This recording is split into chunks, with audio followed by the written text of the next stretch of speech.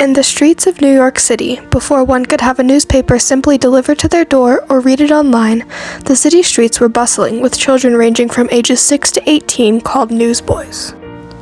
These newspaper boys were an assembly of orphans, homeless children, immigrants, or children of poverty working to support their families. In most places, their job was not seen as child labor, due to the fact that they were working on the streets as opposed to in a factory. They bought papers from a wagon for 50 cents per hundred and went off to sell them for 1 cent a paper, receiving half a penny a paper as profit and making about 30 cents a day on average. For reference, a pair of shoes were $1.25 and a sandwich cost around 40 cents. These newsboys were exploited by their employers and their families who made them work. The children would meet at the wagons every morning and start their workday. They would sell to people on the streets by yelling the headline to pedestrians or selling at their stands. They lived in places called lodging houses, where they were schooled, fed, and given beds and common necessities. They paid $1.75 a week, but some who were not fortunate enough to pay for lodging slept on the streets. For some people, the newsies showed how the government failed to make the children ready for things like education and adulthood. These people are known as reformers and pushed against the government and others who were making the newsies work. The reformers' main focus, though, was the newsgirls. They pushed specifically on newsgirl labor while the newspaper companies tried to keep them on the streets. The newsgirls are not often talked about enough, considering there was a numerous amount of them. The girls sold as early as 1799, but were not recognized or widespread until after the Civil War. The cause of the reformers' focus and concern was because it was unladylike for girls to be selling in the middle of the city. To be able to sell, they had to yell, be aggressive, and talk to strangers on the street, while it was standard for these girls to be at home helping their mothers with chores and household duties. By 1915, 30 states had legislation that discouraged girls from selling. In some states, by the age of 12, boys could sell, but girls under 18 were not able to. In others, a selling curfew was established, with girls having less time than boys to sell on the streets. The conditions the children worked in were not favorable, as they were exploited by the publishers. The newsboys, often called the nickname newsies, worked all day, selling from the morning to the evening to get as many customers as possible, and were not paid well. They worked in dangerous conditions. Some children lost limbs jumping onto wagons to purchase and sell papers, and could fall ill from the uncleanliness of living in the crowded lodging houses, lack of time for nutrition and rest, and exposure to the elements. During the Spanish-American War of 1898, the publishers took the opportunity to raise the price of papers to 60 cents per hundred. The newsboys did not mind, of course. With the excitement of the war, people were buying more papers to find out the latest news, and they were actually gaining from the event. When the war ended, most publishers lowered their price again, but Joseph Pulitzer, owner of the New York World and establisher of the Pulitzer Prize, and William Randolph Hearst, owner of the New York Journal, kept the war prices. This is what enraged the children, as when the war ended, not as many people wanted to buy the papers and circulation was down, so they were losing money.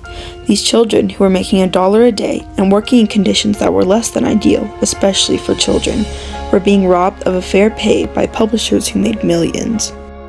As the children were obviously angered by the price, they took the collective responsibility to go on strike on July 18, 1899 in Long Island, which the newsboys said was a good time to strike because the police were busy with the trolley strike that was happening.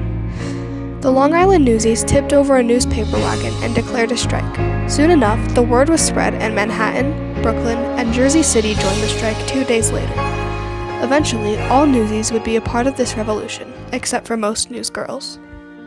The newsboys' main tactic for the strike was to beat up the scabs, people who betrayed the strike and sold the boycotted papers, and continuing to tip over the wagons. There were few newsgirls who were loyal to the strike because they knew that even if they continued selling, the boys wouldn't beat up girls. The strike was appearing to be effective, with newspaper circulation down to around 100,000 copies per day. The New York World and the New York Journal realized this and began bribing people to sell their papers, which was not very effective. On July 24th, the Newsies held a rally at Irving Palace Theater, with 5,000 to 7,000 of them attending. There were so many children that 3,000 of them had to stand outside. The next day, the newsboys tried new tactics, including peaceful conversations with people selling or just silent glares. Subsequently, the strike's leaders, Kid Blink and David Simmons, were accused of betraying the strike and selling papers. Evidence shows that they most likely did not betray the strike, but the newspaper companies posted this information to help disband the strike from the inside out. In the days following, the strike for their rights died down, soon coming to an end on August 1st. Pulitzer and Hearst agreed to buy back all the papers that the Newsies didn't sell, leading to the Newsies gaining more profit, though 20 years later, Newsboys and Girls were a thing of the past. Some influential figures of the strike were Louis Belletti, nicknamed Kid Blink because of his eye patch. He was the charismatic president of the strike. He was known for his passionate speeches and ability to rally newsboys. David Simmons, or Simons according to different sources, was the vice president of the strike. He helped organize the strike and represented the newsboys in negotiations with the publishers. Ed, or Racetrack Higgins, nicknamed for his love of horse races, made an incredible speech at the rally and was said to be Brooklyn's leader. Spot Conlon was the leader of Brooklyn's strike and was known for wearing pink suspenders. According to lack of information, Spot and Racetrack may have been the same person, but there is not enough evidence to be sure. Thomas, or Niney Donegan, was a newsboy that was a part of the strike and also in a gang. He lost his left eye and one of his fingers on his left hand from fights, resulting in the nickname Niney.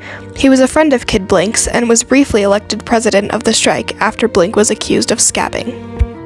And finally, there was Annie Kelly, one of the few girls who was very loyal to the strike. Other newsboys would scare off customers from sellers, but not from Annie because she was on their side. She gained more profit from this, leading to other newsgirls disliking her and threatening Annie. She knew she could take them and offered them to come to her stand and, quote, take a licking. Annie attended and spoke at the rally at Irving Place Theater, showing that the boys deeply valued her trust, loyalty, and dedication to the strike. Some other impactful movements regarding child labor that took place at the time were the Match Girl strike and the Children's Crusade. In 1888, the Match Girls of London decided to go on strike due to their long hours and fines that were being taken out of their already low wages, for talking, being late, and going to the bathroom, and because they were falling ill because of the phosphorus in the matches they were making. The Children's Crusade of 1903 was led by Mother Jones, who led school-aged children to Theodore Roosevelt's home to protest child labor. The Newsboy Strike of 1899 opened the world's eyes to the harshness some of these young kids were facing from working on the streets. Although the Newsboy Strike did not directly influence the Fair Labor Standards Act of 1938, it definitely paved the way for things like that being created and bringing more awareness to the issues that these children face.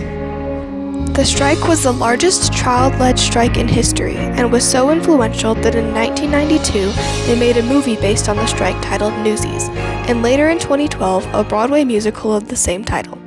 While neither are completely historically accurate, they both show how inspiring the strike was and how even the smallest of voices can be heard and make a difference. The Newsboys strike shows that even children who seem to have no power can stand up to people in much higher positions and fight for their rights. These children knew the responsibility that they were taking on and still had the courage to do it.